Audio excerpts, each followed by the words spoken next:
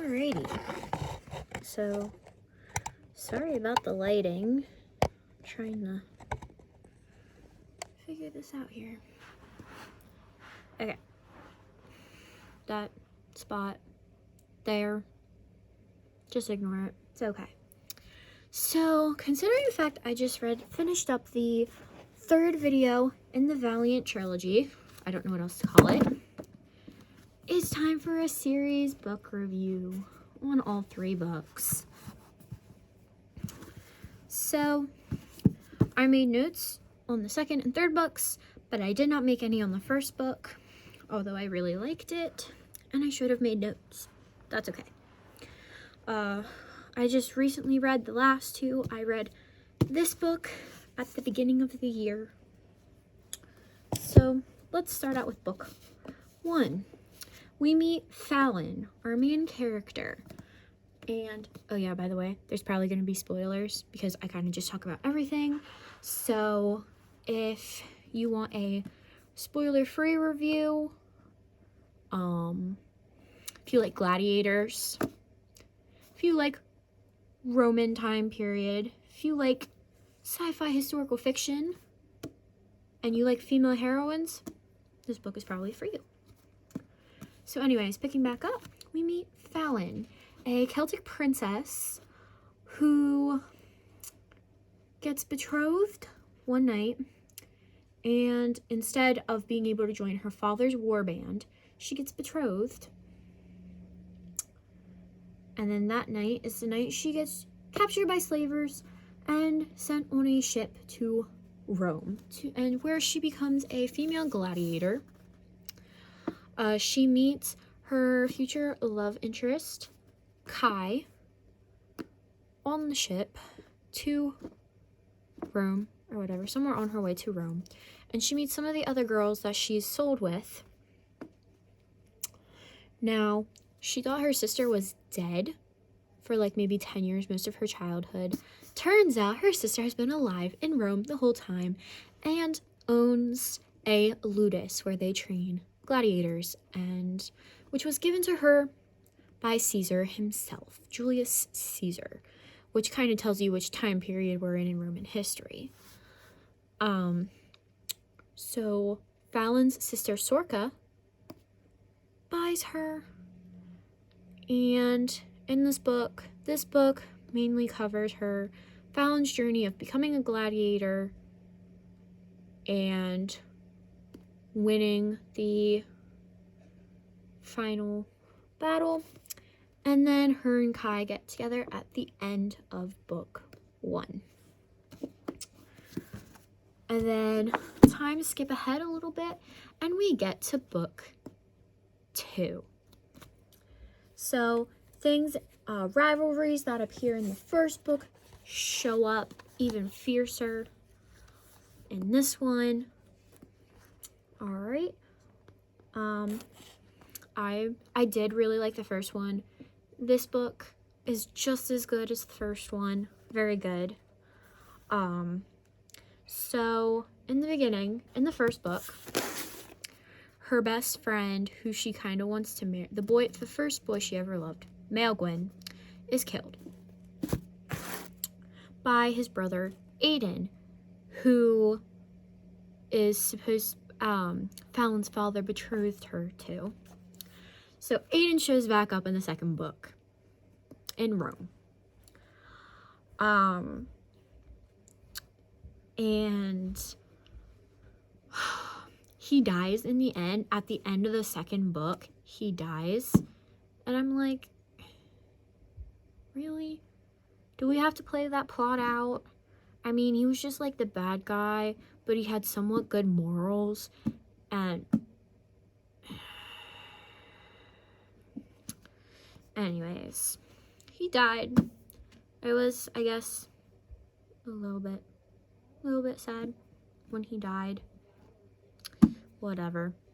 And we meet Kai's best friend, Quint. So actually Kai's real name is Caius and Quint's real name is Quintus, but we're gonna call them Kai and Quint just so I don't have to say the full Latin times because I'm kind of lazy. So we meet Quint in this book, and he's kind of more of a stationary side character, but he has his moments. He's kind of cute. He's like a cute puppy. But Quint's relationships with Elka, who we met in the first book and is one of Fallon's best friends. She's Germanic. It's so cute. He acts especially like a puppy whenever Elka is involved. It's really cute. And then in this book, we also meet the Amazons in this book, or what are considered Amazons. And we meet Callista, who is actually Quint's niece from his second oldest brother, Secundus. They were all named after numbers. And they went to Quint's home island of Corsica to find those. But I think Quint's relationships with Elka and Callista are really cute. I think they could be evaluated more, but, you know, they're cute the way they are. And then Fallon and Kai's relationship has definitely grown dramatically in this book. And, like, Kai even kills his father, big spoiler for the end, to save Fallon's life. So, and Kai is also learning dual swords. The word begins with a D-I. Dichotomous? Something swords, where you fight with two swords. And he's learning from Fallon. But the big resident baddie from book 1, still here in book 2. For a second book in a trilogy, it's definitely not boring. Like some are. Like some really, really are. But this was not boring. So this one was really good as well. It was great. Moving on to the third book. Third and final book. Triumphant. So, picking up a few months again, another time skip, after we left off in book 2, Caesar has removed Kai of his rank in the legions and has him sold as a gladiator until the crime of patricide and everything like dies down or whatever, and he can eventually earn his freedom back. And Kai goes willingly for this. He goes willingly. And then we see where Fallon and Elka and Quint all end up in Rome.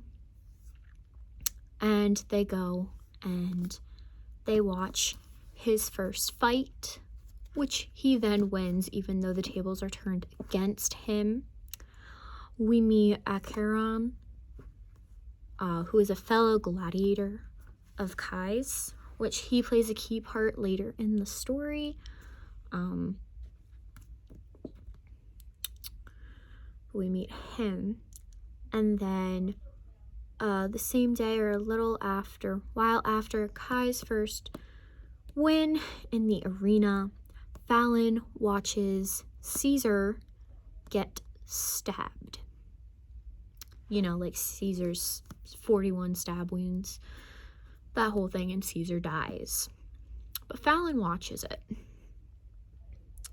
So she and Elka and Quint all bust Kai out, and they take Acheron with them, and they flee Rome, and they go back to the Ludus Aquileia, to Sorca, who had previously left the city after business after she had finished her business or whatever, she left while Fallon and Elka stayed to watch the games. So then, and Cleopatra was at the Ludus. So Sorka and Fallon and the warband gladiatrixes, they decide they take Cleopatra back to Egypt, where she will be safe. And then there's a whole bunch of fighting and everything that happens. Sorka dies in this book with Charon, the slave owner that captured Fallon in the first place. They both died. They died together. They acknowledged their love for each other, and then they died together. I thought that was kind of cute. Kind of cliche, but it's kind of cute. So then, after Sorka dies in Egypt, Sorka will be buried in Egypt with Cleopatra. And Fallon takes the rest of her warband home after she finds danger. Now we'll pause. Okay, so after Fallon takes her warband home,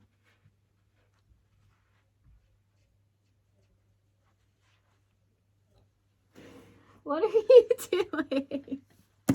I'm gonna have to edit this out anyway. I thought you were Chrissy. That's why I was crawling on the floor. I thought you were Chrissy or something. Oh my god, Julia.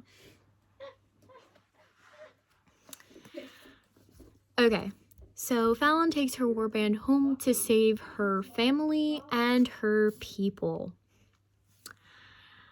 And then they are successful. First though, the girls are catapulted because someone left Roman catapults there.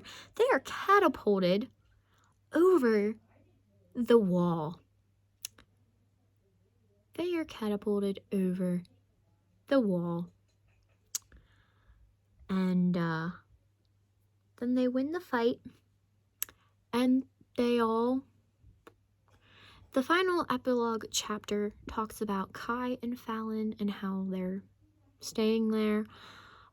Pretty much, I just imagine they all stay there and they all live happily ever after. Because that's how this would work. So, and I really enjoyed the third book as well. So, that is my review for the Valiant series. If you have also read this series, comment down below. I would love to continue to chat with you. And yeah, I will see you in the next video. Bye.